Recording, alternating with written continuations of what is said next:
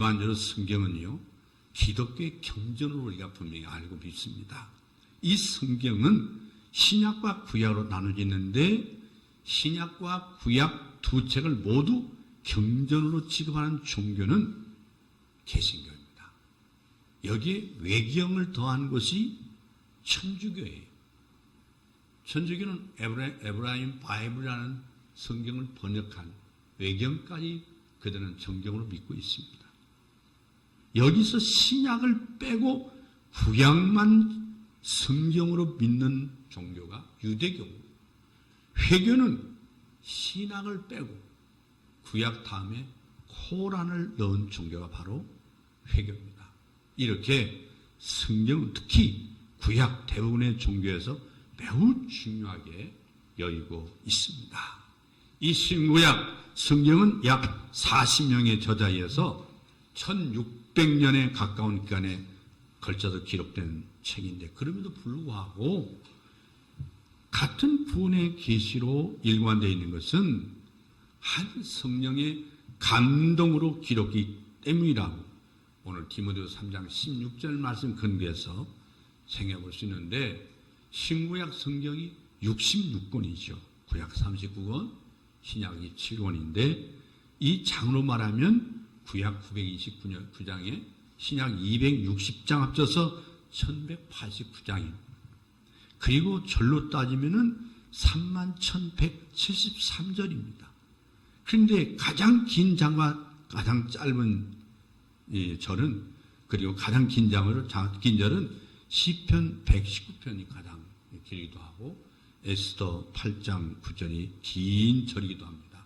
그리고 가장 짧은 장과 이 절은 시편 117편이고 요한복음 11장 35절이 가장 짧은 절이라고 볼 수 있는데, 구약의 중간장은 욥기 29장이고 신약의 중간장은 로마서 10장이고 13장이고 신구약 전체 중간장은 시편 117편 말씀입니다. 근데 최초의 성경을 십계명은 돌에 기록되어 있고 다른 성경들은 양의 가죽으로 만든 종이로 만들었어요.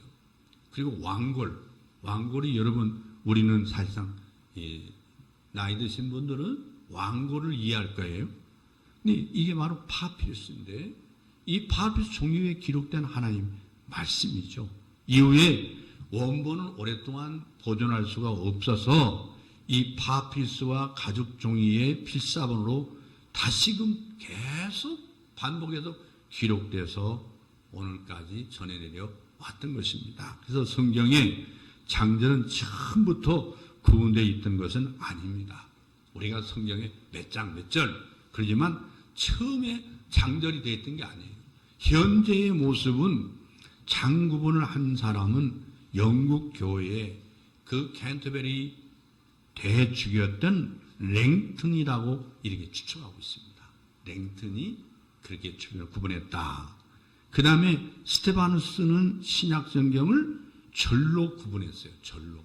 그래서 1551년 스위스 제네바에서 최초의 절이 된 신약 성경 절로 구분한 신약 성경이 출판되고, 또 전하는 바에 의하면 스테바누스는 이 프랑스 파리에서 리옹으로 가는 그 마상에서, 다시 말하면 말을 타고 지금 그 당시에는 가는데 절을 나눴다고 하니까 세상은 천재가 아닐 수가 없고요.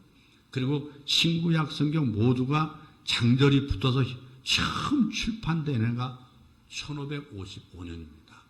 그러니까 킹제임스 버전 그러고 1611년에 최초로 영국의 제임스 왕의 이름으로 성경이 출판해서 이전부터 성경이 있었던 건 사실이고요. 그러니까 1555년도에도 신구약 성경이 장절이 붙었습니다. 그뿐만 아니라 스테바누스의 라틴어를 바로 라틴어로 번역은 뭐냐면 불가타역이라고 합니다. 불가타 그러면 불과 같다는 뜻이 아니고요. 바로 이 말은 라틴어로 쓴 성경이 불가타역이라고 합니다. 그래서 오늘의 그 성경은 1560년 판 제네바 성경의 장절 구분을 지금까지 우리가 받아들이고 있다는 겁니다. 여러분, 오늘 처음 듣는 얘기일 수 있고, 그래서 제가 또 성서주의는 제 사역의 마지막이니까 이 말씀을 여러분에게 가르치듯이 오늘 말씀을 강의하려고 합니다. 이 성경의 구약과 신약이라는 명칭은요, 신약이 거의 이 형성된 2세기 말에서부터 불린 것입니다. 2세기 말. 그러니까 하나님과 그 백성 사이에 맺어진 두 언약이 있잖아요. 첫째가 출애굽기 24장 8절 말씀하지 모세 언약이 있어요. 누가복음 22장 20절 보면 새 언약이 있어요. 신약. 이 각각 입각하기 때문에 구약과 신약은 시간적으로 바로 모세 언약은 그리스도 오시기 전이고, 그리고 새 언약은 바로 오심의 기록이 바로. 그래서 오시기 전을 우리가 한자 그대로 구약, 그 다음에 신약 이렇게 말하는데, 내용적으로는 이 구약의 주제가 모세를 통해 주신 율법을 우리가 준수함이 있었어요. 이 고린도후서 3장 6절로 16절 말씀 근거해서. 근데 신약은 마태복음 26장 28절 이하의 말씀 보면 성자 그리스도의 보혈로서 성립됩니다. 예수님의 십자가의 보혈로서. 그로 인하여 인류에게 마련된 구원의 복음을 믿을 것을 우리에게 말씀하고 있는 게 요한복음 3장 16절 말씀이에요. 하나님이 세상을 이처럼 사랑하사 독생자를 주셨으니 이는 누구든지 저를 믿는 자마다 멸망치 않고 영생을 얻게 하려 하심이라. 그러니까 성경은, 특별히 신약은 구약에서 이미 예언됐어요. 에레미야 31장 31절 이하의 말씀에 보면 또 신약 자체에 확증된 바가 있어요. 이 히브리서 9장 15절로 20절 보면은 바로 이 말씀을 하고 있습니다. 그래서 구약과 신약을 대조한다면 이 공의의 하나님과 사랑의 아버지에 대해서 우리가 출애굽기 19장 18절 말씀이 하나, 그리고 하나님의 창조와 그리고 중생, 범죄와 속죄, 그리고 율법과 복음, 그리고 동물 제사와 그리스도의 구속, 예언과 성취, 신라곤과 복락곤, 이런 게 여러 말씀을 계속 들을 수 있지만 제가 성경 구절을 다 찾아가면서 함께 보면 좋지만 그럴 시간이 없기 때문에, 그러면 이제 구약을 떠나서 신약을 이해할 수가 없어요. 마찬가지로 신약을 떠나서 구약의 의미를 알 수가 없어요. 하나님께서 언약과 성취라는 개념, 약속과 성취라는 입장에서 우리에게 말씀하고 있는데, 구약 성경은 저자가 몇 명일까요? 약 30명이 한 1000년간에 기록된 말씀. 그리고 구약의 구분은 초기에는 율법과 선지서, 양 대부분 하지만은요, 그러니까 오세아경하고 선지서 여러 가지 책들이 있는데 그 후에 3부로 나눴습니다. 히브리어 원전은 24권입니다. 히브리어 원전은. 이게 첫째는 율법, 여름 율법을 원래 뭐라면 토라라고 그러죠. 토라. 이 토라라는 모세 오경이 바로 토라예요. 토라. 하나님 이스라엘 언약궤에 주신 언약의 율법 말씀이죠. 두 번째는 선지서가 있어요. 이건 히브리어는 르빔이라고, 르빔. 근데 이 선지서 중에도 여호수아, 사사기, 사무엘, 열왕기 이렇게 4권 있고요. 후 선지서가 있어요. 이사야, 에레미야, 에스겔, 소선지서 이렇게 구성되어 있어요. 그다음에 세 번째는 성문서를 뭐라면 케투빔이라고 합니다. 이 케투빔은 이 시편, 잠언, 욥기, 이것이 이제 원래는 이 두루마리가 5권으로 되어 있어요. 두루마리 5권이 아가서, 그다음 룻기서, 에레미야가, 전도서, 에스더. 그 역사서가 또 3권이 있어요. 우리는 다니엘서, 에스겔서, 느헤미야, 그리고 역대기가 구성되어 있는데, 이 구약이 39권으로 구성된 것은 바로 예수님 오시기 전 200년경에 70여 년으로 그때 만들어졌거든요. 그러니까 200년 전 이후이기 때문에 오래됐고, 현재는 일반적으로 모세오경이 바로 역사서, 시가서, 선지서 이렇게 해서 이 구약이 우리로 말하면 39권이고요. 바로 히브리어로 말하면 그렇지 않습니다. 권수가 달라집니다. 이게 구약의 언어는 뭐예요? 히브리어로 되어 있어요. 히브리어. 우리가 지금 성경을 보니까 너무 성경의 가치를 우리는 사실상 별 의미를 두지 않고 성경을 갖고 다니잖아요. 보면 보고 안 보면 안 보고 별 의미가 없어요. 교회는 나오는데 성경과는 상관없이 예수 믿는 사람이 많아요. 1년 내내 가도 성경을 한 번도 안 읽어요. 성경과 상관없이 예수 믿고 있다는 사람들이 정말 놀란, 그야말로 지구상에 가장 위대한 기적이 아닐 수 없어요. 성경을 안 보는데 예수 믿는다고 하는 거거든요. 그러니까 어떻게 예수 믿는다는 자체가 교회 다닌다는 것과 동일로로 생각하는데, 교회를 다니는 것이지 예수 믿는 사람이 아닙니다. 성경을 안 보는 사람이 굉장히 많은데, 성경을 굉장히 많이 보는 분이 우리 교회 함장님도 1년에 3번씩 읽는다고 그랬거든요. 이렇게 성경을 계속 읽는 사람이 믿는 사람이지 성경을 안 봐요. 교회는 나오는데. 여러분, 구약의 언어가 히브리어예요. 일부는 히브리어 사천간이 뭐냐면 아람어로 되어 있거든요. 일부가 아람어로 되어 있어요. 예수님도 아람어를 사용하셨습니다. 이 구약의 이 편성 과정은 명백하지 않지만 포로에서 돌아와서 에스라와 그의 후계자에 의해서 이제 편집되었는데, 이 구약은 하나님께서 모세를 통해 주신 율법을 중심으로 기록되어 있는 거고, 그 역사적, 시간적, 예언적 과정이 바로 구약에 기록되어 있고요. 하나님은 이스라엘의 종교적, 국가적 상황을 위해서 율법을 주셨어요. 그 말씀을 지키느냐, 지키지 않느냐, 우리로 말하면 믿느냐, 믿지 않느냐, 이 준수 여호와가 곧 그들의 흥망성쇠에 척독된 거예요. 이스라엘이 흥할 때는 하나님의 말씀이 흥왕이고, 이스라엘이 망할 때는 하나님의 말씀이 그들의 삶 속에서 쇠퇴했던 거예요. 말씀이 떠난 거예요. 그래서 오히려 하나님을 두려워하지 않게 됐지 않습니까? 그러니까 이스라엘은 끝없는 격려와 경고를 받으면서도 율법을 지키는 데 실패했어요. 율법을 지키지 않아요. 그 결과 바벨론 포로로 잡혀가지 않습니까?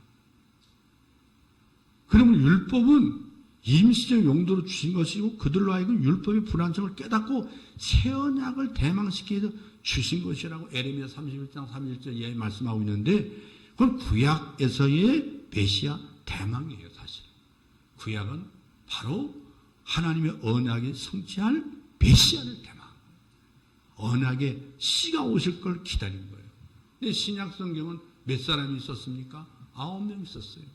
9명이 반세기 동안에 걸쳐서 기록된 게 신약 성경인데, 내용은 4분으로 나눠요. 복음서, 사도행전, 그 다음에 서신서, 예언서로 되어 있어요.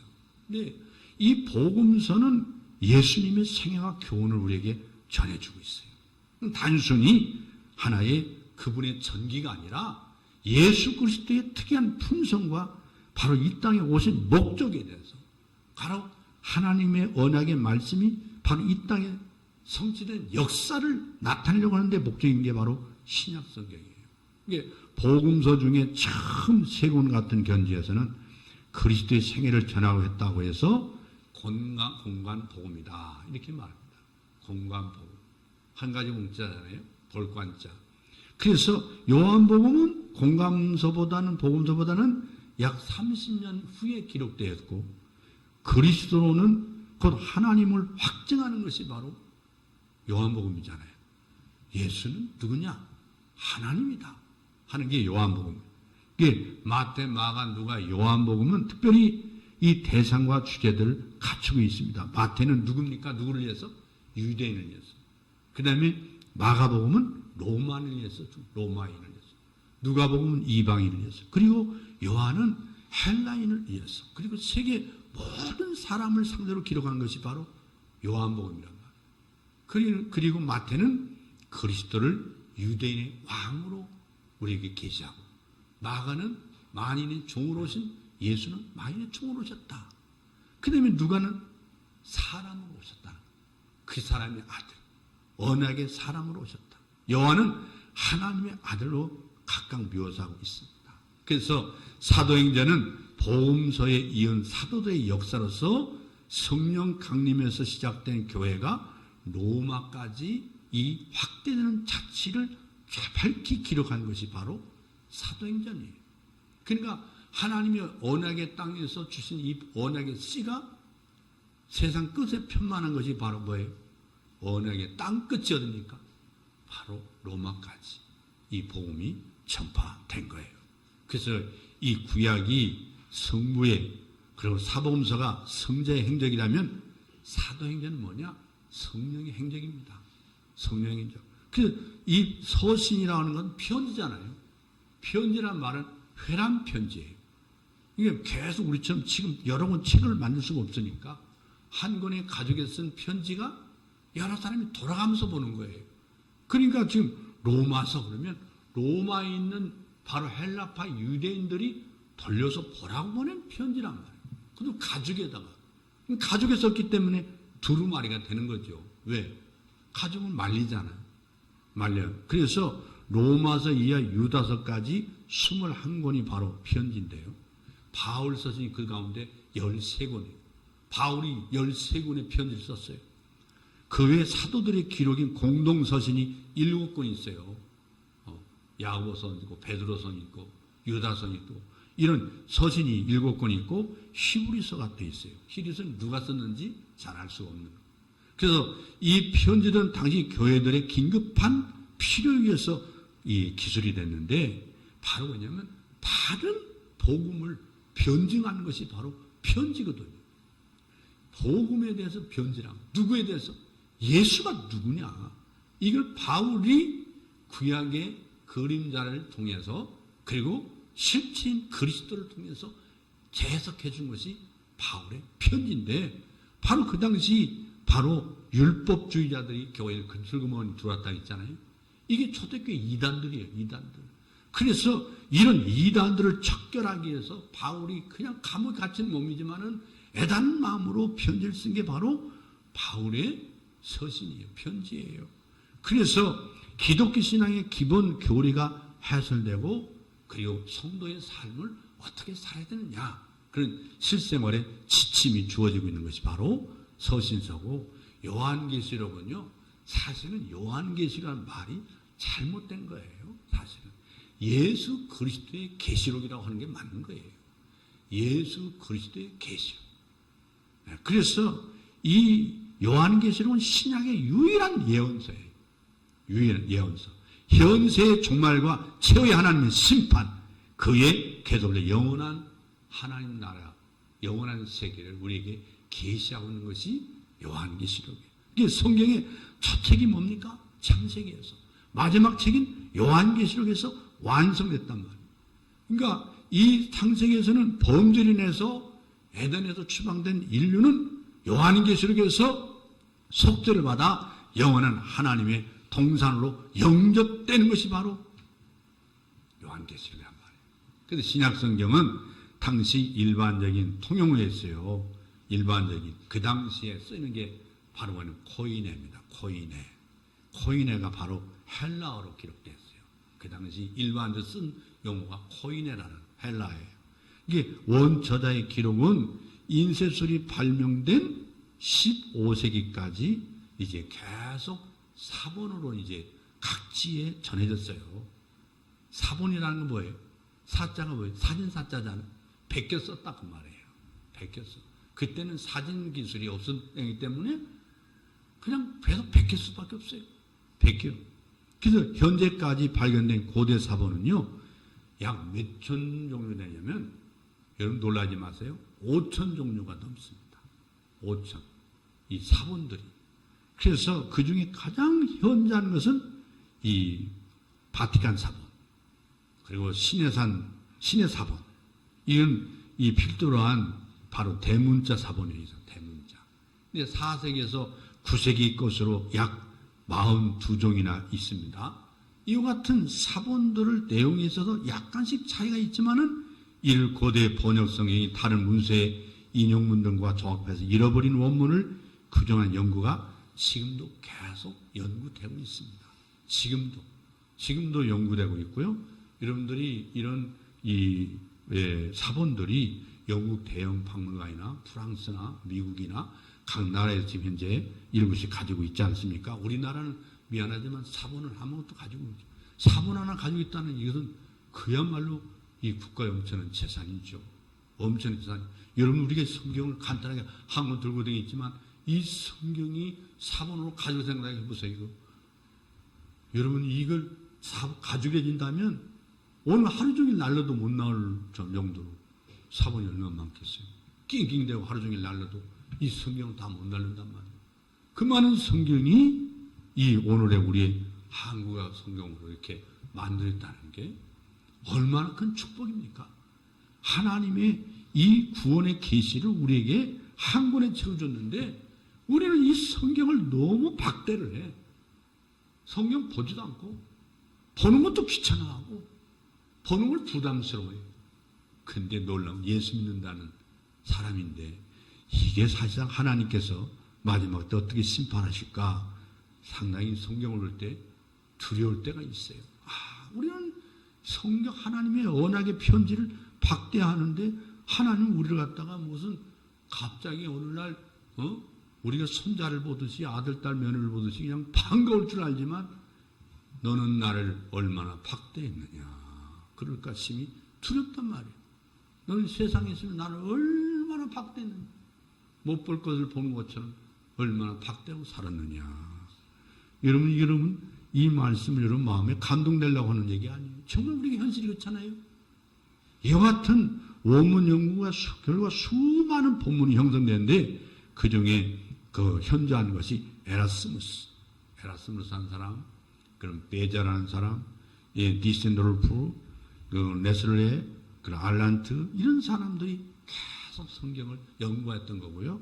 이 신약성경 원저자의 수기는요, 대개 수잔이 교회나 개인에게 전달되고 초대교회에서 회람으로 각 교회마다 돌려서 읽혀지다가 골로새 4장 16절을 보면요, 그 사본들이 이게 하나의 책으로 집성돼서 성경으로 이제 주 4세기 때 이것이 성경 정경이다. 우리의 구원을 위해서 하나님 주신 영원히 변천할 여호와의 언약의 말씀이다. 이게 이렇게 믿게 된 게 바로 여러분이 가지고 있는 정경이에요. 여러분, 저는 우리 어머니가 교육을 못 받았잖아요. 늘 아버지도 사실상 어렵게 살았어요. 네. 나중에 알았는데 할아버지가 학교를 안 보내요. 근데 야학을 보는데 너무 똑똑한데 얘를 공부 안 시켜요. 그 야학 선생님이 할아버지한테 사정하고 설득하고 해가지고 저 시골에 보면 시초 소학교라고 옛날에 일제시 때 거기 가게 됐는데요. 1학년 다니는데 2학년 때 6학년이 됐어요. 왜? 나이가 많으니까. 2년 다니고 졸업해서 우수한 성적으로 2년 배워가지고 한자도 저한테 가르치시고 이게 했던 기억이 나는데 어머니는 배운 게 없어요. 근데 그때만 해도 성경이 두꺼운데 어머니는 이 성경을 보지도 못하면서 늘 성경을 갖고 다녀요. 새벽에도 하고 저녁에도 하고. 우리 아버지가 아니 볼 줄도 모르는 성경을 모두 들고 다니냐고. 그래도 어머니 생각은 이 성경이 하나님의 복의 근원이다 이렇게 생각하고 늘 이걸 갖고 다녀요. 어렸을 때는 아버지 말씀에 때로는 제 마음속에 그렇구나 하고 웃었지만요. 지르게 생각하는 게 웃은 것도 죄송해요. 우리 어머니한테 한글을 가르쳤으면 잘 배웠을 텐데요. 근데 성경을 몰라도 성경을 그렇게 사랑했단 말이에요. 근데 우리는 성경을 볼 줄 알면서도 성경을 안 본단 말이에요. 어떻게 하나님이 우리를 어떻게 사랑하는지도 모르는데 성경을 안 믿는데 예수 믿는다는 자체가 아이러니라 하잖아요. 아이러니예요. 천재가 아니면 막 가는 사람일 수가밖에 없죠. 막 믿어. 볼 것도 말 것도 믿어. 그냥 믿어. 이건 정말 우리 자신의 추한 모습이 아닐 수 없어요. 여러분, 형성 작업이 1세기가 되어 시작돼서요. 처음에 사복음, 사도행전, 바울의 13가지 편지, 베드로전서, 요한일서 이게 먼저 집성이 됐다가 후대 그 외의 성경이 편집됐다가 367년 현재의 27권이 처음으로 확정되고 그리고 구약 39권과 더불어 정경으로 공식 확정된 것이 어디냐? 주후 40기라 했죠. 정확히 서기 397년 이 제3회 카르타고 종교회의에서 인준을 받은 거예요. 397년. 이게 397년에 이게 완전히 이게 정경이다. 우리 하나님 우리에게 복을 주신 언약에 계신 말씀이다. 이 말씀이 이때 확정된 거란 말이에요. 여러분, 이 말씀의 교훈적인 거나 은혜의 말씀 제가 오늘 뺐지만요. 몇 가지 말씀 간단하게 정리하고 끝내려고 그러는데, 여러분, 성경은 하나님이 주신 책입니다. 믿습니까? 모든 성경은 하나님의 영감으로 주어진 것이라고 디모데후서 3장 16절에 말씀하고 있어요. 성경의 모든 예언은 예전에 사람의 뜻으로 나온 것이 아니요, 오직 하나님의 거룩한 사람들이 성령으로 감동을 받아 말한 것이라고 베드로후서 1장 21절에 말씀했어요. 예수님도 성경을 인용하시고 예수님을 성경을 인용할 때는 가르쳤습니다. 누가복음 24장 27절 보세요. 요한복음 7장 41절 보세요. 예수님이 구약을 인용했어요. 예수님 마태복음 5장 17절 보세요. 두 번째, 구세주에 관한 예언의 책이 성경이에요. 구약 성경 전체는 오실 메시아를 상징적으로 보여주고 있고 예수님에 관계된 예언만 얼마나 되어 있느냐? 350번이 넘도록 예언된 말씀이에요. 그리고 신약성경은 오신 메시아의 활동과 그를 전하기 위한 사도행전과 서신서로 이루어져 있는데 예수님의 또 다른 재림에 대한 예언이 몇 번 나왔냐? 예수 다시 오신다. 1518번 하나님 연약하고 있어요. 그래서 여러분 죄의 삭은 사망인 걸 믿습니까? 하나님은 사느니 그리고 예수 그리스도 안에 있는 영생이다 하고 로마 6장 23절에 말씀하시죠. 그렇기 때문에 요한복음 3장 16절 말씀대로 그를 믿고 마가복음 1장 15절 말씀대로 회개하라고 말씀하신 바로 그를 그 앞에 회개하고 누가복음 13장 24절 말씀대로 언약의 규례를 지켜야 한다는 사실이에요. 세 번째는 성경의 3대 사건인데요. 세상 어디에도 기록이 없는 성경 속에서만 발견된 유일한 세상의 신비를 밝혀주는 게 뭐냐면 창세기 1장에 일본의 우찌무라 간조가 성경을 열었을 때 제일 먼저 게 창세기 1장 1절이 딱 나온 거예요. 태초에 하나님이 천지를 창조하시니라. 그만 그 중간에 성령이 얼마나 강하게 바울에게 임했던 성령의 빛이 우찌무라 내주마삼 선생 마음속에 임해가지고 무릎을 꿇고 주여 나는 죄입니다. 나를 떠나소서. 나는 죄입니다. 제가 이번 학기에 강의하는데 늦게 신학을 한 분이 있었어요. 몇 년생이에요? 63년생이래. 그래서 나이 늦게 신학 왔는데 신학은 망인 건 좋지만 공부하기 어렵지 않느냐 했더니 어려운데 지금 현재 총신대에서 공부하고 서울신대 대학원을 왔어요. 근데 제가 이렇게 들어보니까 진실하게 성경을 1년에 바로 12번씩 읽어요. 방학 때도 보통 3번씩 이상 성경을 통독해요. 성경을 많이 알고 있어요. 제가 이번 학기에 이 구속사 설교라고 하는 이게 지금 굉장히 학생들 간에 굉장히 화제가 되고 있다는 거예요. 제 강의를 듣고 이런 얘기 처음 들어보니까 회자가 돼가지고 지금 계속 관심이 굉장히 많은데요. 예, 그분이 성경을 엄청나게 많이 읽으면서도 자기는 창세기 1장 읽을 때 통곡하고 울었다는 거예요. 통곡하고 울었다. 하나님의 성령의 감동이 얼마나 뜨겁게 역사하는지 창세기 1장을 읽는 순간 통곡하고 울었습니다. 자기는 만학을 하고 있지만 저는 시상 머리는 뒤따르지 못하지만 최선을 다합니다.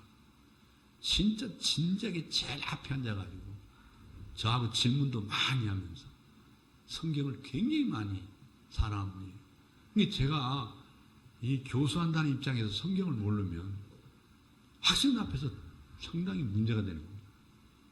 성경을 모르고 어떻게 설교한다는 얘기냐. 성경을 보는 눈을 열어줘야 되고 성경을 눈은 관점을 열어주고 그 다음에 해석하는 관점을 열어주고 성경을 어떻게 작성할 것이냐 어떻게 전달할 것이냐부터 제가 계속 강의하고 있는 입장에서 이제는 다음 주면 끝나게 되지만요. 이렇게 성경 속에는요. 우주 만물과 천지 만물을 창조하셨다는 이 사건이 성경만 기록되어 있어요. 성경에만. 세계의 모든 도서관의 책을 다 뒤져도 누가 이 지구를 만들었는지 우주를 누가 만들었는지 우리는 알 수가 없어요. 수많은 지질학자, 과학자들은 몇십억 년, 몇백만 억 년을 얘기하지만 성경은 그렇게 말하지 않고 있고요. 성경 그에 침묵하고 있지만 이 하나님이 우주만을 창조했다고 말씀하고 있어요. 구주 예수의 인간군을 위한 초림과 죽으심의 사건, 요한복음 3장 16절 십자가 사건 아닙니까? 이게 바로 성경에 기록되어 있고 예수 그리스도의 재림으로 영생에 이르게 된다고 요한복음 22장 20절 말씀이 성경 속에 3대 사건으로 기록되어 있단 말이에요. 창조와 예수 그리스도의 이 땅에 오셔서 죽으심과 다시 오실 예수님의 재림에 대해서 말씀하고 있어요. 예수님의 3대 업적은 하나님 자신이 인간의 모습으로 오셔서 구속하신 데 관하여 보내준 책인데 마태복음 1장 18절에 예수님은 동정녀에게서 탄생하셨어요. 언약대로 처녀의 몸에서 오셨어요. 그 처녀는 유다의 후손이에요. 두 번째는 고린도전서 15장 3절 보니까 십자가에 달려 죽으시고 그리고 무덤에서 부활하셨다고 고린도전서 15장 4절에 말씀하고 있습니다. 주님이 오시면 나를 사랑하셨어. 주님의 십자가는 나의 죄를 속죄하기 위해서. 주님의 재림은, 주님의 부활은 우리의 영원한 영생과 영원한 삶을 위해서 우리에게 허락하신 주님과의 동일한 주님의 부활, 내 부활, 주님 재림, 나의 영원한 재림의 축복이 기다리고 있단 말입니다. 이 사실 믿기를 주의 이름으로 축원합니다. 우리를 구원하기 위한 책이 구원의 3단계 이르는데 하나님 우리를 창세전에 택했다고 데살로니가서 2장 13절에 말씀하고 있어요. 하나님이 나를 먼저 택했다. 그리고 고린도전서 1장 30절 보니까 나를 택할 뿐 아니라 죄에서 속죄하여 주셨다. 예수님이 우리를 구속하시고 고린도전서 6장 11절 보니까 성령으로 우리를 세상 끝날까지 주님 오시는 그날이 거룩하게 하신다. 할렐루야.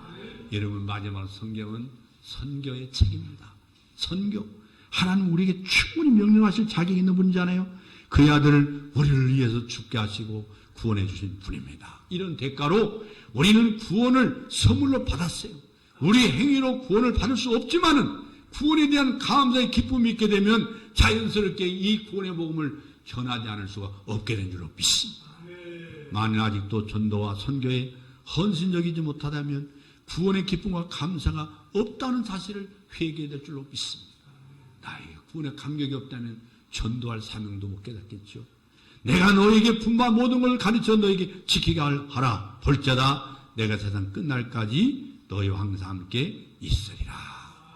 마태복음 28장 20절 말씀하신 대로 오직 성령이 너에게 임하시면 너희가 권능을 받고 예루살렘과 온 유대와 사마리아 땅까지 이르러 내 증이 되리라 하시니라.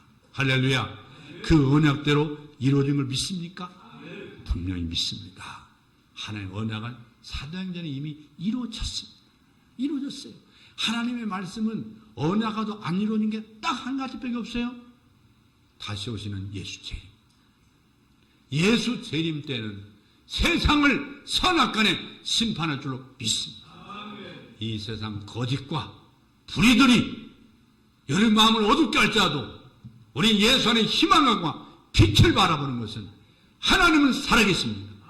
여호와는 반드시 선악간에 행한 대로 심판하실 것입니다.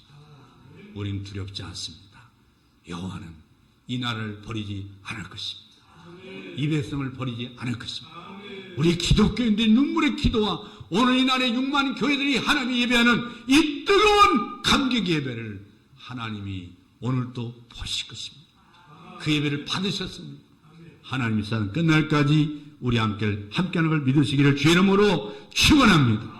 그러므로 이 성서대로 오신 예수님, 이 성탄을 맞이하기 위해서 이 대림들의 기쁜 마음으로 기도하고 우리 예수님에게 다시 오실 그 예수님을 마음에 영접하기 위해서 우리는 참회와 회개 그리고 반성과 새로운 결단과 헌신으로 그리고 기쁨으로 주 예수를 맞이하기를 주 이름으로 축원합니다.